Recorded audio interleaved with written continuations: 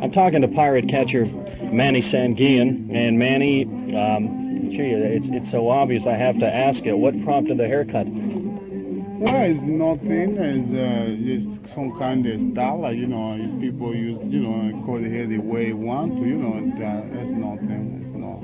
It's not anything different because you see a lot of people without their hair, and that's what it is. Manny, you're having another outstanding season. It seems like the name Manny Sanguillén is synonymous with 300 hitting. I can't remember too many occasions over the last several years when you weren't hitting 300 plus in the National League with the Pirates. And the acquisition of Duffy Dyer to back you up as a catcher, has that, let's say, eased the burden, made the job a little easier for you this year? Well, I think because Duffy is a good catcher, and there's a good combination when you have two good catchers. In one ball club, that way you have the ball club. That's what you need. You have a good catcher, you have a good ball club, and you've been catching for so many years in big league, and I think they're gonna help a lot the ball club.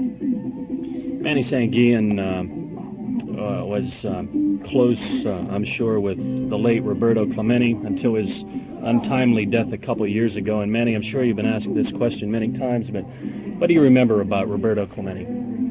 Well, I tell you the truth. I tell you everything what I remember about Roberto. I don't have a time to tell everything. And I just said Roberto to me was the greatest ball player, and and was the great person too. And the field out of the field, and I used to have pitch one.